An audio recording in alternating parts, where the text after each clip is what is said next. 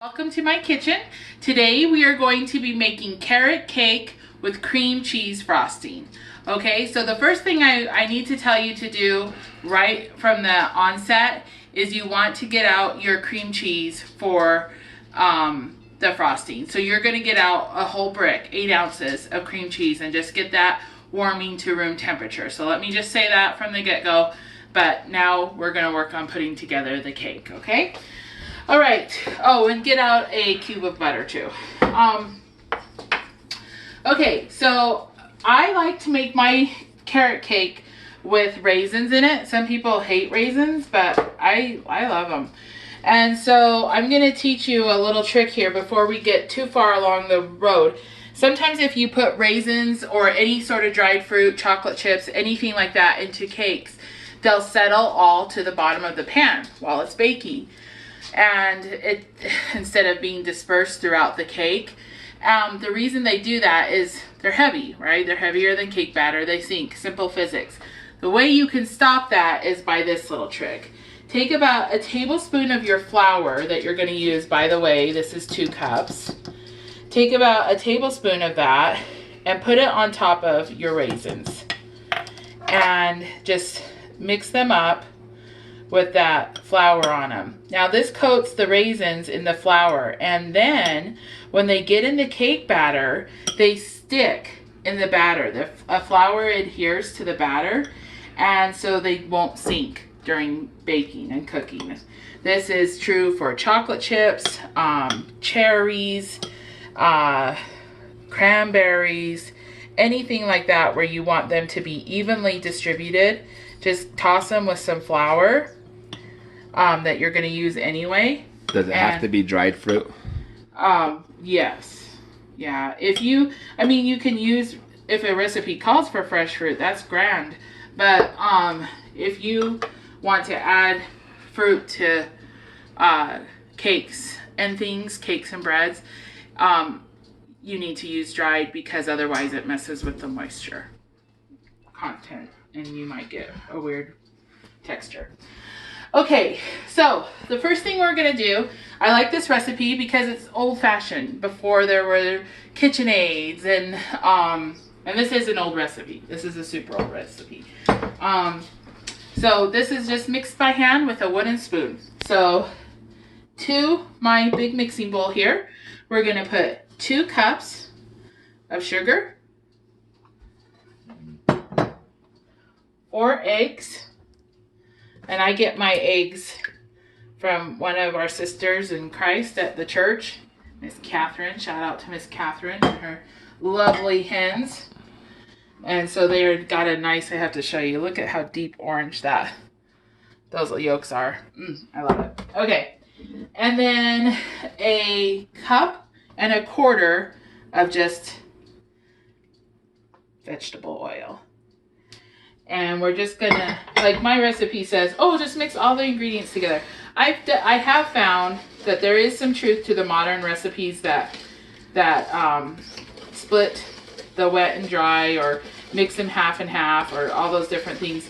You do tend to get a better crumb on your cake if you just take this extra step of doing the eggs, the sugar, and the oil together. And you can see it just comes together in a nice thick, those egg yolks have already made it kind of gelatinous, and that's the texture you're looking for. And so to that, you will add a tablespoon of cinnamon, ground cinnamon. I do all my fine dries, that's what I call them. A teaspoon of salt. I do all my fine dries before I do the flour, because I think it gives it a nice distribution. And then this is 2 teaspoons of baking soda. I had to remember if it was baking soda or baking powder. It is baking soda. 2 teaspoons of baking soda. So give that a good stir. Get those nice and evenly distributed. This is a super nice cake because it is fast, it is easy, it is relatively inexpensive to make, And it is so much better than any box you'd ever have in your entire life. This cake is famous in my family. Like, extended family, my sister's in-laws love it. Brian's family, I mean, when they find out I made my carrot cake, everyone does a little jig, whether they're Irish or not. Okay, and then to this we're gonna add the rest of our 2 cups of flour. Give that a little stir. Okay, to be mindful of you, Brian. Make it a little bit easier on you. Okay, and then now that that's mostly incorporated, we're gonna add, I like to add at least a cup of crushed pineapple. I think it gives it some really good moisture and a nice taste. And you know, if you like pineapple, you'll love it. If you don't like pineapple, you don't really taste it. It just, I don't know, I think it plays well with the taste of the carrots and really just kind of complements them. So to that, and you can see how much moisture that added, that's why I like to do it. The recipe didn't call for it. That's an addition. That's a little bonus for you today. To that, you're going to add 3 cups of shredded raw carrot. Fresh, shredded, raw carrot. I think that's all the adjectives I need to throw at that. And finally, last but not least, are raisins. And that's probably a cup of raisins. I just measured it like, oh yeah, that looks good. So that's what your batter is gonna look like. Here's your consistency. Now, a lot of carrot cakes ask for nuts, right? Yeah, actually this one does too. Our family, well, not Jaden, but Pastor and I are both allergic to nuts now. And we're allergic to nuts, but we are nuts, so, you know. Anyway, so I don't do the nuts. I just ignore that. And it doesn't matter whether you do them or not. But if you wanted to throw in chopped pecans, walnuts, you could knock yourself out. Okay, so now this is just a 9x13 glass pan. You could make this into 2 8-inch rounds, 2 9-inch rounds, and they bake up really nicely. And then you could make a double layer cake, but I'm lazy as the day is long. So I just do a 9x13. So put your batter into the 9x13 pan. It has been sprayed with my Baker's Joy, which is the baking spray with flour in it. But if you didn't have that, you could grease and flour this pan or use baking spray and flour.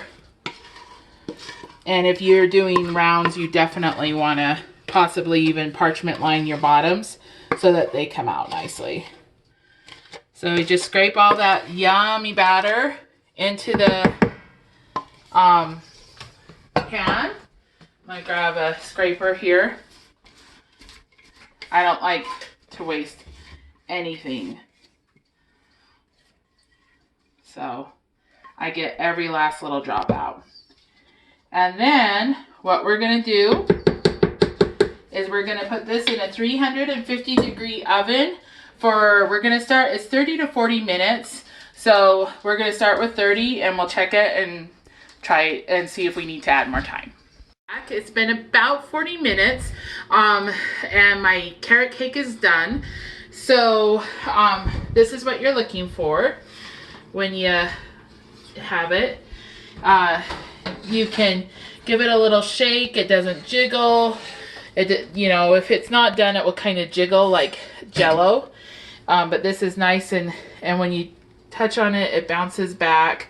It's got a nice golden brown, and it bakes really nice and even. That's one thing I love about this recipe. I've never had it turn out with a dip or a weird puff.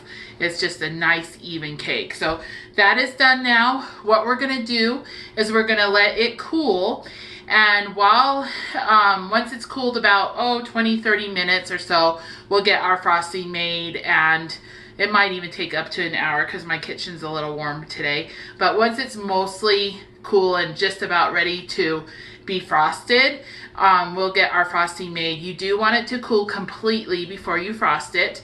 So I'll come back with you and we'll do the frosting in just a few minutes. We are back and we are ready to make the cream cheese frosting for our carrot cake. So here you'll see I have my carrot cake. It's out of the pan. And just I just made this out of, actually I didn't make it. Brian made this out of cardboard. We covered it with wrapping paper and wax paper because that's what you do when you can't run to the store and buy a cake board. So that's sitting there. It's completely cooled, ready to be frosted. So in this bowl here for my KitchenAid, I have 4 cups of powdered sugar. Now, I think I told you before when we've cooked together that I use organic powdered sugar because it is sugar mixed with tapioca flour instead of traditional powdered sugar that you can buy at any grocery store. Is sugar that is mixed with cornstarch. And I tend to have a bit of a sensitivity to corn, so I don't like to eat it if I don't have to. And so I buy the organic powdered sugar that uses tapioca flour. Because of that, it clumps up really badly. Powdered sugar can do that anyway, but with the tapioca flour, or tapioca starch, some people call it, it really does. So if you want a really smooth, velvety buttercream or frosting, it's always a good idea to sift it before you get started. So I have an old sifter. This thing is from the 40s or 50s. I bought it at a antique flea market in Island Park, Idaho, one time when we were up there. And it's, I don't know, I think I paid like $3 for it, and it still works. It is awesome. I don't even know if you can get them nowadays that look like this, but sifter. You can always use a basket sieve like this. I don't know if you can see that. You could use a basket sieve like that if you didn't have a sifter. Or you could go to Island Park and see if you could find that little antique flea market. That was fun. Okay, so to this you're gonna add a 8-ounce chunk or brick, if you buy it in the little cardboard boxes, of softened cream cheese. I buy the big guy from Costco. So I just cut off 8 ounces, and then a stick of softened butter. And we're gonna put this on the KitchenAid. The tricky part is always snapping your lid or your bowl down and getting this on. Both of these things I struggle with because, oh, you know, because I'm me. Okay, so I think that's on. Lift our bowl here, and we're gonna just start beating this slowly at first so that our powdered sugar doesn't go all over God's green creation here. But as it starts to become incorporated and those chunks get a little bit smaller, you can hopefully increase the speed here. It's a game of watching it real closely, making sure that nothing's splurching out. I just like to use my regular paddle on this. Some people use the whisk, and that's great, but I think it's harder than 7 devils to clean at the end, and I think the paddle does just as good of a job. Okay, so now that we're able to really increase our speed and start really creaming that together, you can see how quickly it comes together. To this, we're gonna add a teaspoon of lemon juice. My producer, i.e. husband, said, you need to show them the ingredients more. Okay, got it. Got it. So a nice teaspoon of lemon juice. I'm gonna increase my speed even further. Really want to whip this up so it's nice and smooth. So I'm going to let that whip for a second together with just the lemon juice. And then you can see it's starting to really want to pull away from the sides. It's doing all the things it's supposed to do because it's a good little soldier. Okay, and we're going to just decrease the speed so I can add this without wearing half of it. This is 2 teaspoons of vanilla extract. So we're just going to pop that in. Nice and easy. Increase our speed again. With that all incorporated. In a minute I'm going to scrape the bowl because I can see that it's wanting to stick. Let me get rid of these dishes.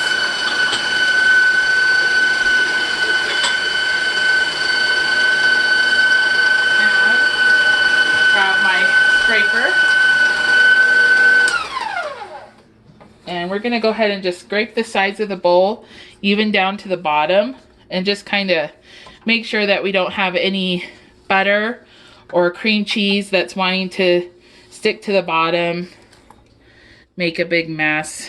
And then also that gives us a chance to get all the powdered sugar, vanilla, any lemon juice off the sides there. So kind of just clean up your bowl.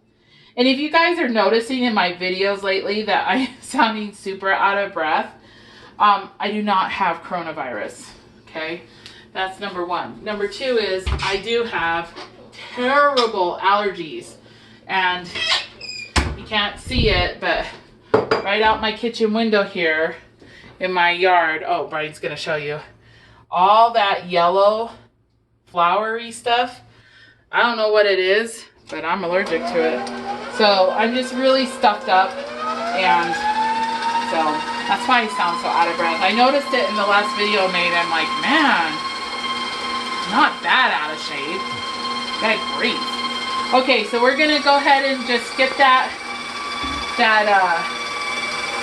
I don't know, beating, whipping, whatever you want to call it, real well. And then we're gonna check our consistency here in a second. Now, normally, one thing I want to say is when you make buttercream, if I ever do a video where I show you how to make buttercream, I'll tell you to add salt. And salt is even in baked goods, sweet baked goods, salt is a very important part of the baking because it enhances the flavor. It kind of brings out the sweetness and it gives it a depth of flavor that normally it would lack. But one thing you don't want to do is add salt to cream cheese frosting. Early on I thought, oh, salt will be good in there. It's not good. So we do not add salt to cream cheese frosting. So I did not forget it. I don't add it. Okay, I'm going to check the consistency here to see if I need to add any cream. And how I do that, the easiest way to do that is to pretend like I'm going to frost. And I really think it's good. It's nice and creamy. It doesn't try to come off the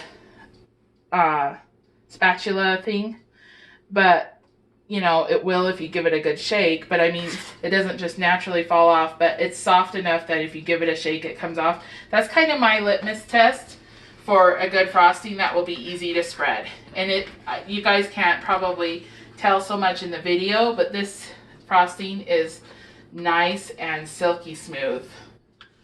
So it is ready. So Brian, if you want to pop over on this side, probably be the easiest for you and for me since I'm right-handed. So now we're gonna frost our cake. Brian said, well, let's take it out of the 9x13 pan. This is how ghetto I roll. I was like gonna keep it in the 9x13 pan and be like, hi guys, look at this yummy carrot cake I made. Look, yeah, there's just frosting on top. But Brian's like, oh honey, let's take it out of the pan, please, please, please. All right, you big spoiled monster. We'll do whatever you want. Okay, no, I'm not kidding. Oh yeah, I am kidding. He's not a spoiled monster. Okay. Oh, people who don't know us probably think we have a terrible marriage, but he's really my best friend. Okay, so now we're gonna, and I'm like, you know, I'm not fooling myself or any of you that I'm not gonna use this whole bowl of frosting on this carrot cake. So why, you know, waste time trying to get it all on there? Oh, like, oh, we might not use this whole bit. Yes, we're gonna use the whole bit. Good grief, it's Easter. And it's Easter of 2020 COVID year. Yeah, we're gonna use the whole bit. So we pop that on, get it starting to spread out. I find this, there's again, get a room full of bakers on how to frost a cake, and you'll have a million different people say 2 million different ways.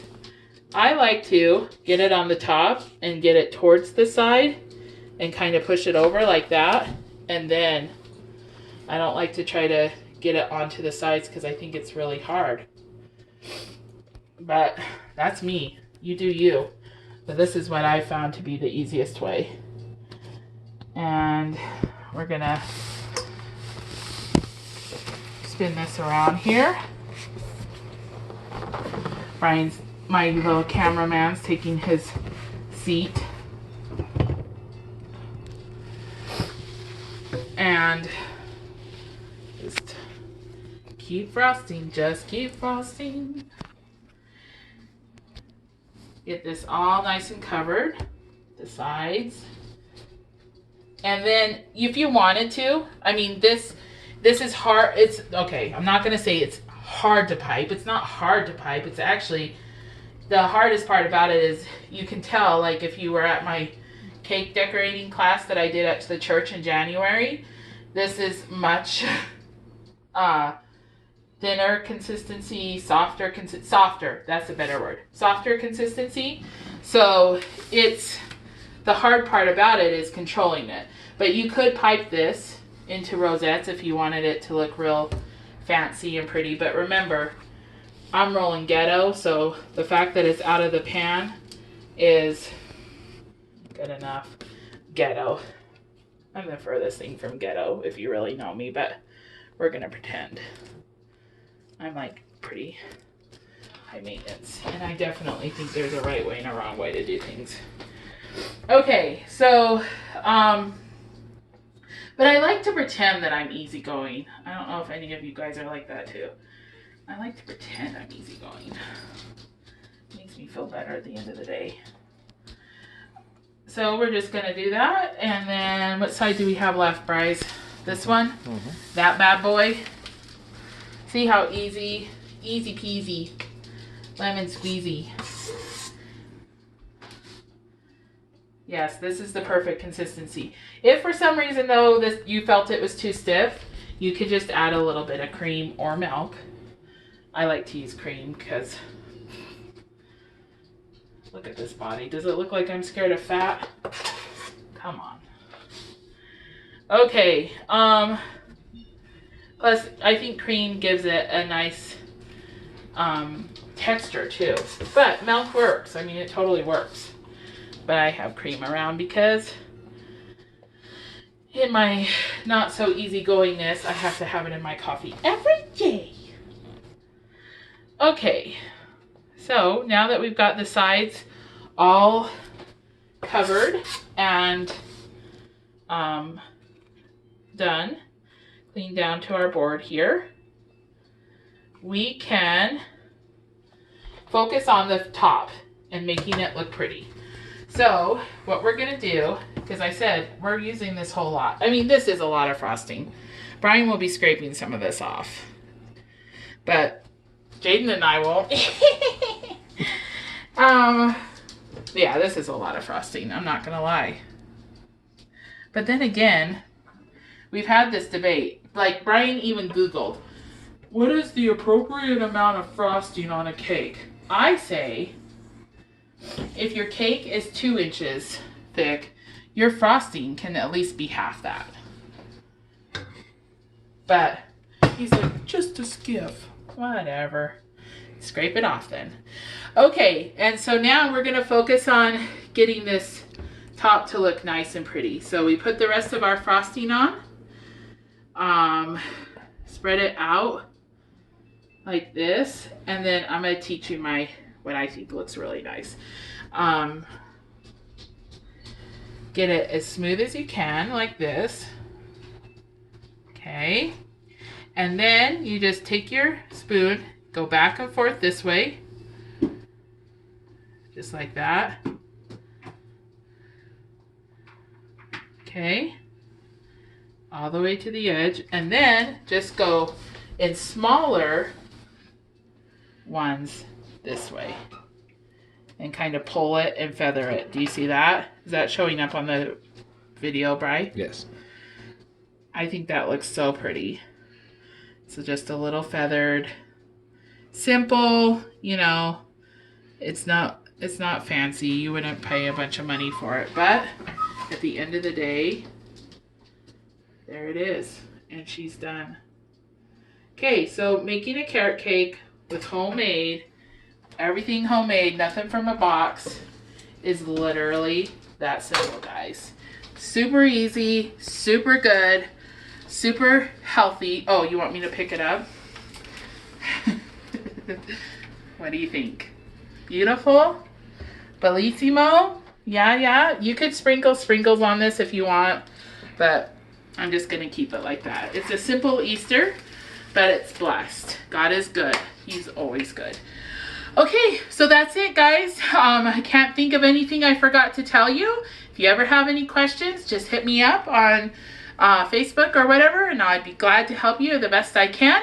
Other than that, remember, I love you, and God's going to get us through this.